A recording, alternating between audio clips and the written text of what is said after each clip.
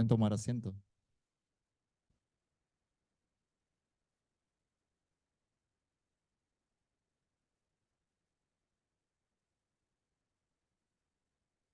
Muy buenos días para todos y todas.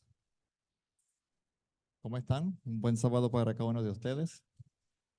¿Todo bien? Dígale a ella que está a su lado. Bienvenido, bienvenida. Gracias por estar aquí.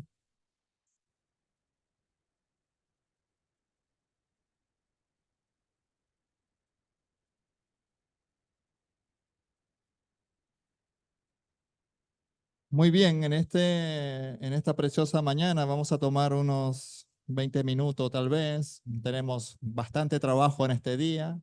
Tenemos actividades en la tarde, así que vamos a intentar trabajar rápidamente. Vamos a ubicarnos en el octavo libro de la Biblia. ¿Ok? Vamos a ubicarnos en ese libro. Vamos a intentar sacar algunas enseñanzas de esos 4 capítulos. Esto es importante para los futuros acampantes que estarán en el Camporé, porque de allí va a ser su evaluación durante esos días que van a estar de acampada. Y queremos poder estudiar cada uno de esos 4 capítulos del libro número 8 de la Biblia. ¿Qué libro es? El libro de Ruth, libro número 8, ¿ok? Me gusta mucho cómo empieza el libro de Ruth, porque empieza diciendo un detalle, ¿no? Dice, aconteció en los días que gobernaban los jueces que hubo hambre en la tierra. Primeramente vemos que todavía el pueblo de Israel no tenía reyes, ¿ok? No había rey, sino que los jueces eran los que trabajaban en los juicios, en las sentencias, en los acontecimientos, en los principios que se le había dado a Moisés desde Jetro para cómo trabajar con un pueblo tan grande. Todavía no había reyes, ¿ok? Me gusta porque el texto y los textos que vamos a estudiar, cada uno de ellos da detalles de una familia que vivía en una región, pero que por situaciones que vamos a estudiar, hubo hambre. Me gusta porque el texto dice, hubo hambre en la tierra. Cuando analizaba por qué o qué hecho o qué acontecimiento natural no debe suceder para que no haya grano, no haya cosecha, no haya siembra, toda la naturaleza esté conmovida, no tiene que haber sencillamente lluvia. Si no hay lluvia, pues automáticamente no podemos sembrar, todas las plantas se distorsionan en cosechar y en dar su fruto, lo cual el agricultor va a tener dificultades para cosechar, y por eso dice el texto que había hambre. Si no llueve, hay hambre. Y podemos ir a muchos textos bíblicos. Podemos ir al libro de Reyes y vamos a encontrar allí un hombre que da una sentencia y dice, no habrá lluvia por un periodo de tiempo. No vamos a entrar allí en ese marco numérico, ¿ok? Un periodo de tiempo. Entonces dice que había hambre sobre la tierra. Y dice allí, un hombre de Belén de Judá fue a vivir a los campos de Moab con su mujer y con sus 2 hijos. Un hombre que vivía en Belén. Me gusta mucho cómo el hebreo da esos detalles. Begleen o casa, exploradores, casa de pan, ¿ok? Casa de pan. Como en una tierra donde se dice que la ciudad era llamada Belén, que era una casa de pan, ¿cómo podía haber en un momento una situación difícil de hambre? Una situación difícil para cosechar. Recuerden que estamos hablando de muchos años, y por lo cual la agricultura se trabajaba en base de granos, o sea, la cosecha y el alimento era más que todo de cebada y de trigo, de dátiles y de uva y de otros frutos que también se mencionan, pero que lo más importante era que hubiera trigo, que hubiera cebada. Si hay cebada y trigo, hay pan, ¿ok? Hay pan, se puede trabajar, se puede hacer pan. De hecho, aquella mujer viuda dice, mira, te digo la verdad, tenía un poquito de aceite, un poquito de harina. Íbamos a hacer unos panes y esperar que Dios hiciera su trabajo. Pero había un hombre que tenía una familia. Dice que tenía una esposa y dice que tenía 2 hijos. El nombre de ese hombre era Elimelech. ¿Qué significa? ¿Qué significa? Dios es mi rey o Dios es rey. Vean ustedes que nos está diciendo en los días que gobernaban los jueces, no había rey, aunque otras naciones sí tenían rey. Elimelech o los padres de Elimelech, el padre y la madre, le colocan ese nombre a ese niño, recordando y diciéndole al pueblo, no necesitan nombrar rey. No hay problema con ello, porque si Dios es nuestro rey, no necesitamos ningún otro. Pero este hombre tenía una mujer, una esposa. ¿Cómo se llamaba? Noemí. ¿Qué significa qué? ¿Qué significa? ¿Qué significa Noemí? Con gracia, alegre, agraciada. Era una mujer que era alegre, que su nombre da esos detalles en cuanto a lo que significa su nombre, pero que tenía 2 hijos.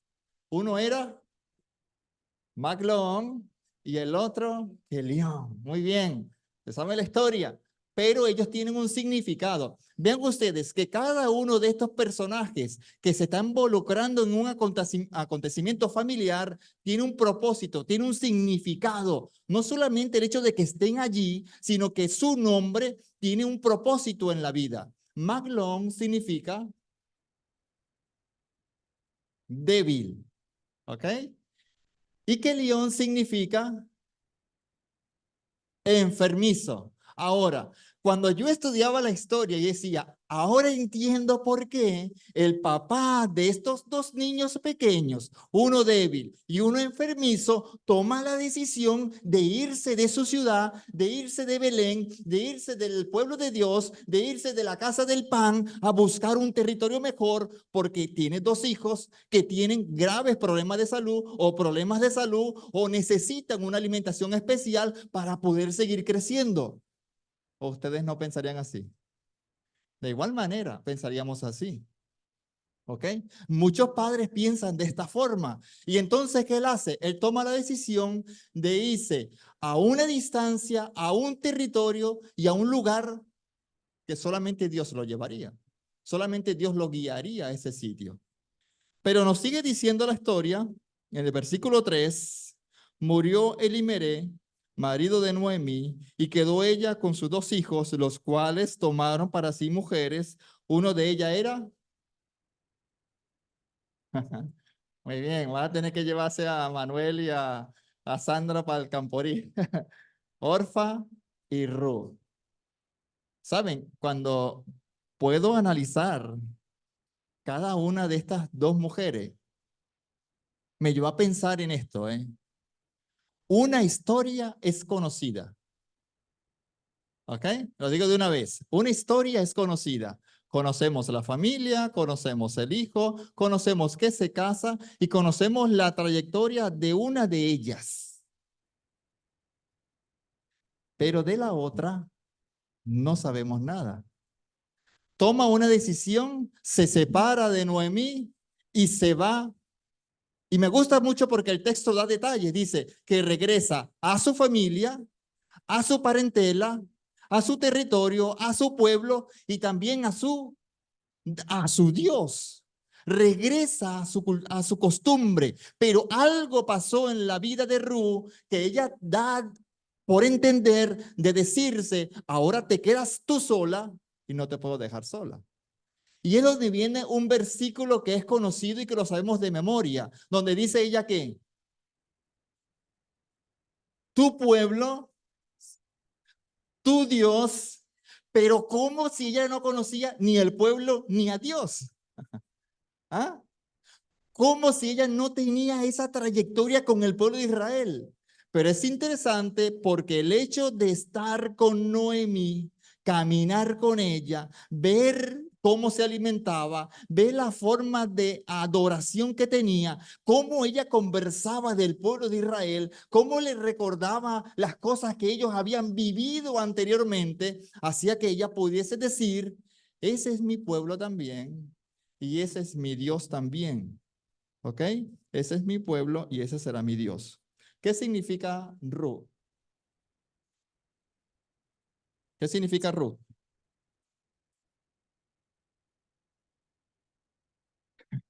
De hecho, ¿cuáles son las características que tiene ella con Noemí? Era amiga, era compañera, estaba con ella. Ese es su significado de su nombre. Y lo cual lo realiza de esa manera. Fue fiel hasta regresar nuevamente, dejar a su territorio, a su pueblo, a su nación, a su familia, a venirse a uno que ella no conociera, que era extraño, que podía tener aproximadamente unos 10 años, porque dice que más o menos cuando muere Elimelech, los hijos se casan y duran más o menos 10 años, después muere el uno y después muere el otro. Pero entonces a mi mente llega algo que, ¿cómo poder ahora vivir tres mujeres? ¿Ok?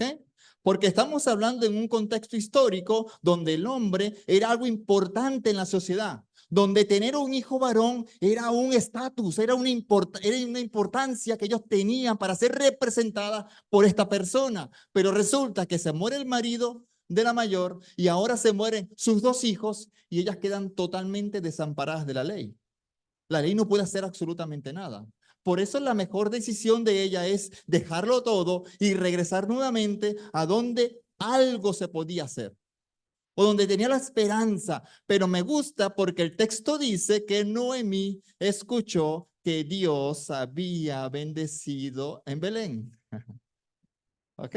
Me gusta mucho porque está diciendo que había información de un territorio al otro. Se manejaba esa comunicación y ella escucha donde hay comida en Belén, porque la mano de Jehová ha bendecido, porque Jehová ha dado agua, porque ha habido agua, porque los ríos nuevamente dan esa fragancia, ese sonido, los árboles, los pájaros, la fuerza del agua da ese golpe de las rocas y se puede haber peces y puede regarse y puede haber fruto nuevamente. Ella dice, Jehová está allá y regresa, ¿ok?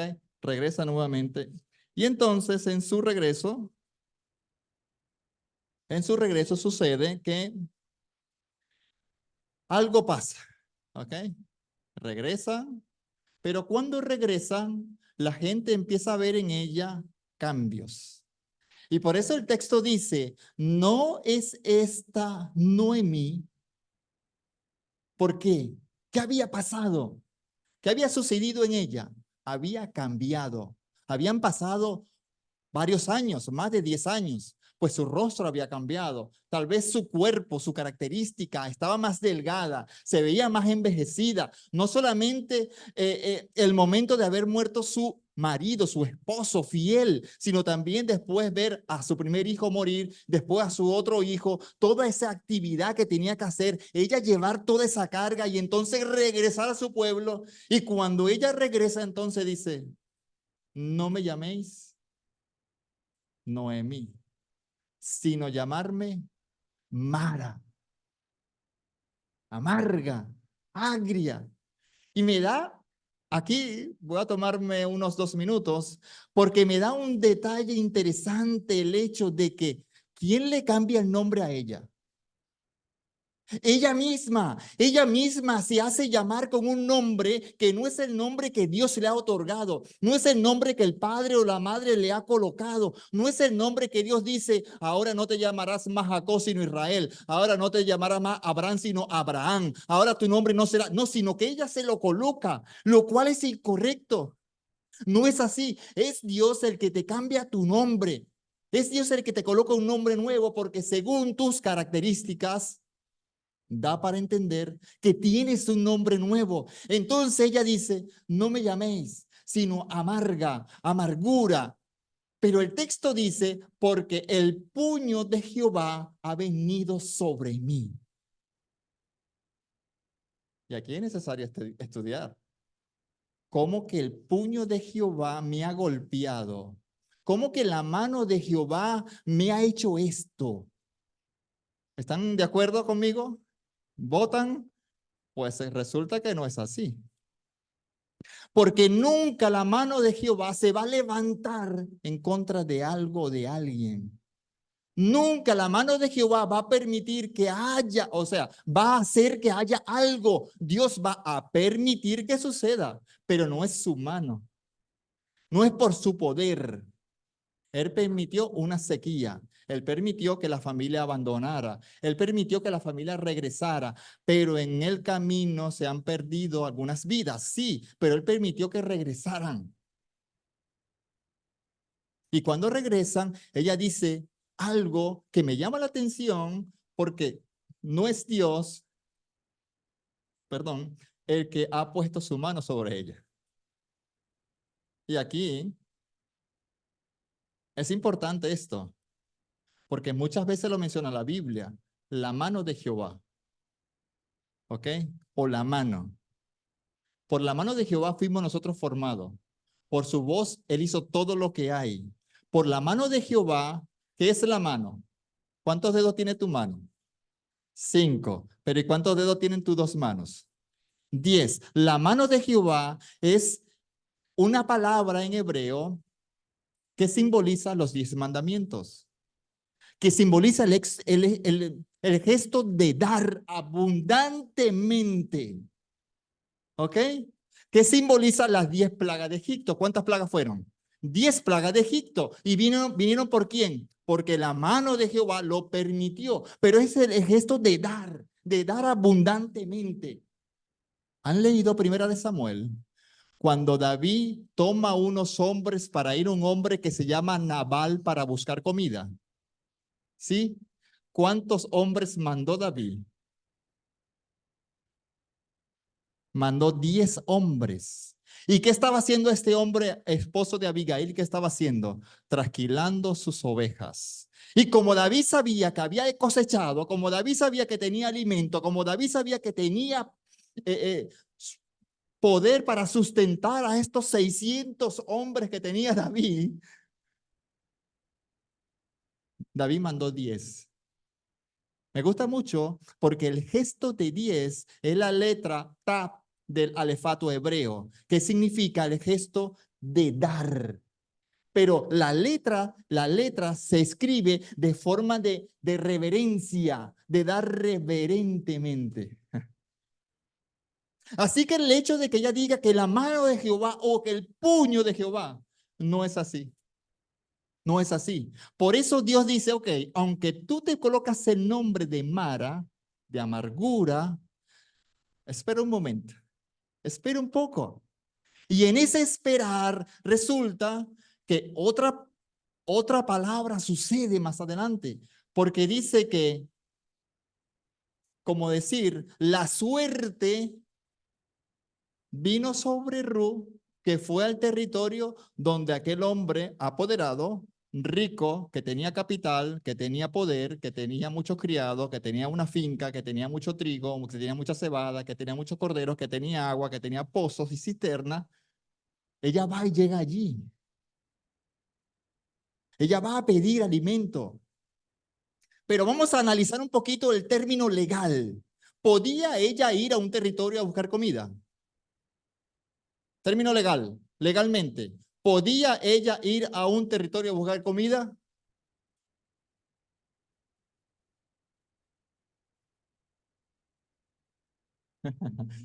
¿Ah? Era extranjera, legalmente no. ¿Ah? Bien, vamos a ver. Hay dos textos bíblicos, no lo vamos a buscar. Los dejo para que ustedes lo puedan ir buscando más adelante, ¿ok? Dos textos bíblicos. Una está en Levítico capítulo 23 y la otra está en Deuteronomio también, creo que capítulo 22. Ahí están los dos textos donde dice que primeramente un extranjero podía acceder a tu terreno bajo permiso de tomar la cosecha. ¿Sí? ¿Por qué? Porque se había dicho que en Deuteronomio, no cosecharéis, y recuerdan ese texto, no cosecharéis todo el trigo, la cebada de vuestro campo, sino que dejaréis algunas gavillas para que el extranjero pueda cosechar. Primer detalle. Segundo detalle, ¿qué era ella? Era una viuda, era una mujer viuda, lo cual venía la segunda ley. Toda viuda podía ir a correr de tu finca o de tu campo. Podía, así que legalmente tenía doble vez legalidad para ir al territorio. Por suerte, ya va, atentos a los que están en Zoom, por suerte, al territorio de Voz. Pero ahora me llama la atención eso de que ¿cómo que por suerte? ¿Acaso que ella agarró unas monedas y dijo si cae cara, si cae sello? ¿O acaso que ella agarró 12 palitos como le hicieron a Jonás? Si escoge uno, escoge otro y que queda más cortito ese es. ¿Ah? ¿Qué creen ustedes? Y a veces me pongo a pensar, porque a veces nosotros vamos allí a eso, Señor, por favor, dime cuál es, qué debo hacer en este negocio.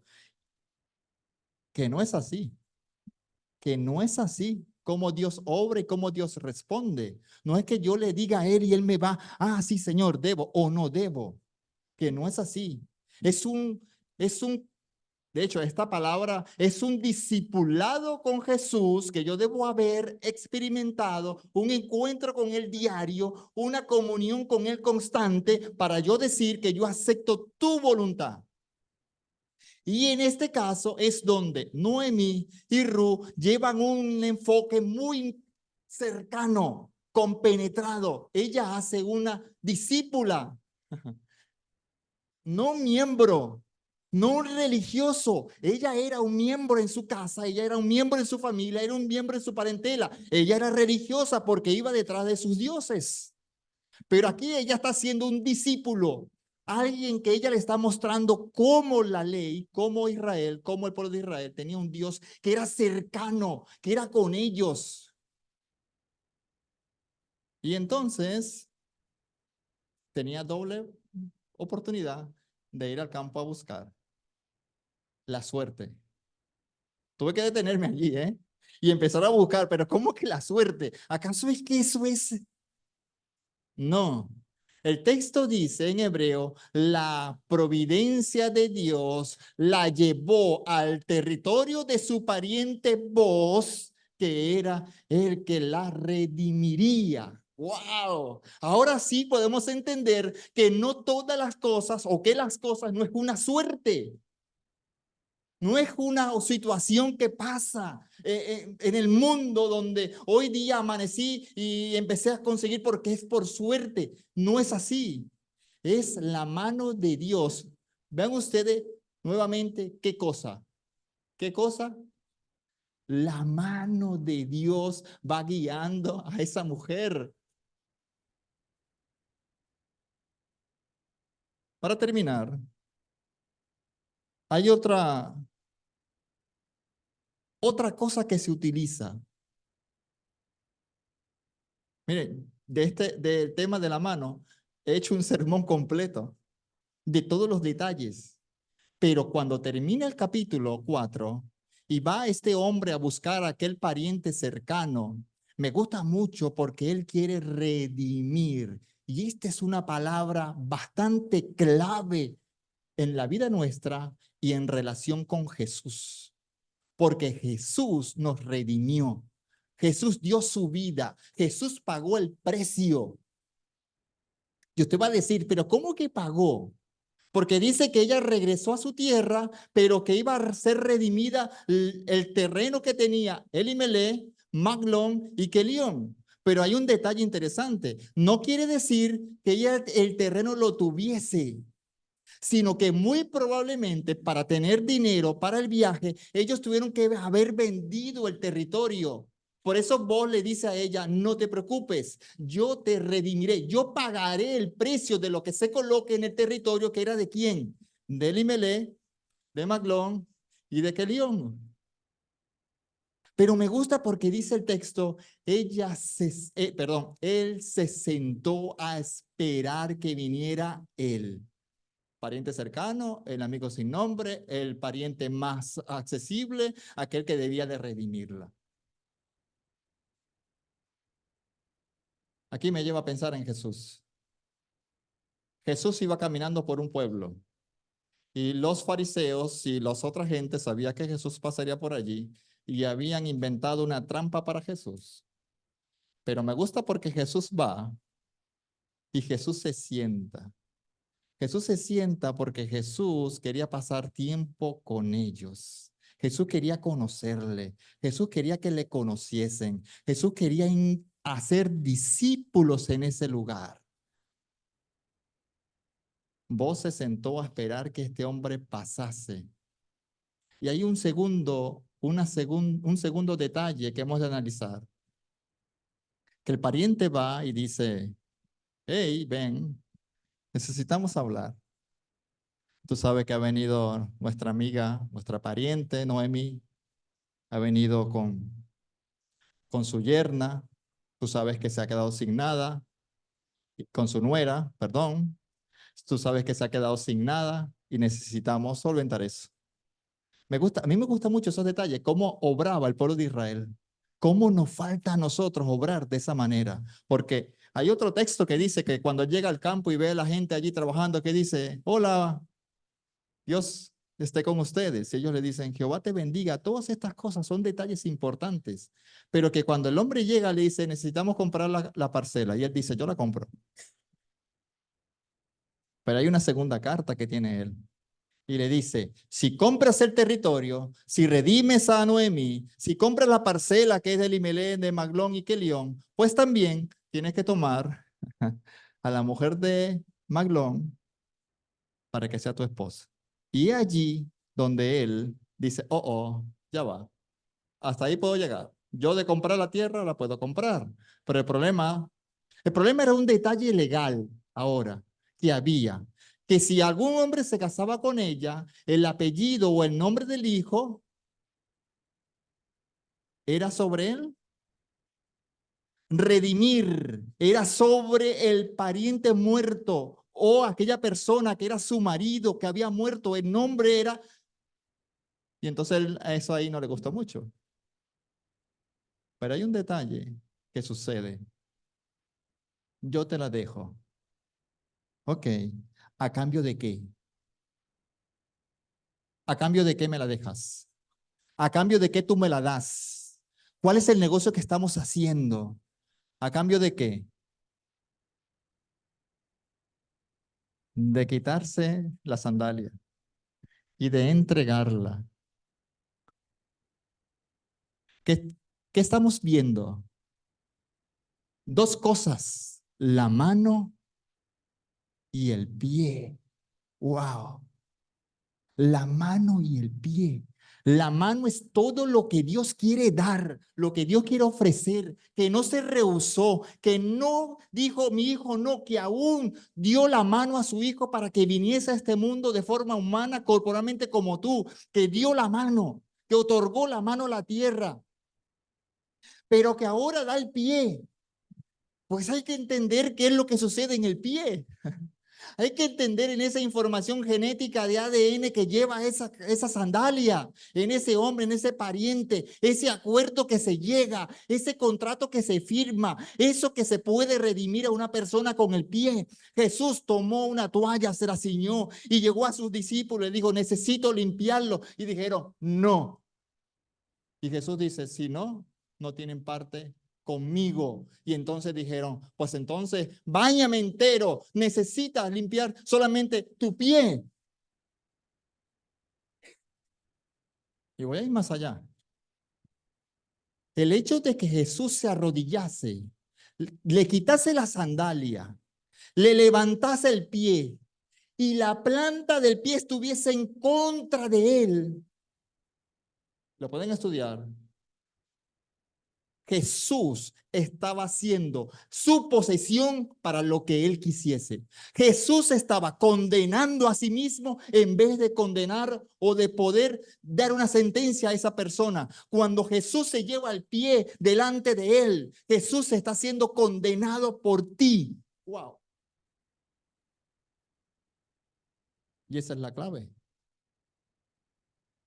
Y hoy en la tarde utilizaremos nuestras manos y nuestros pies ¿Y qué dijo Jesús? El que está limpio de manos y de pie, está limpio completo. Que Dios le bendiga. Vamos a colocarnos en pie. Vamos a cantar el himno número 109. Un buen amigo tengo yo.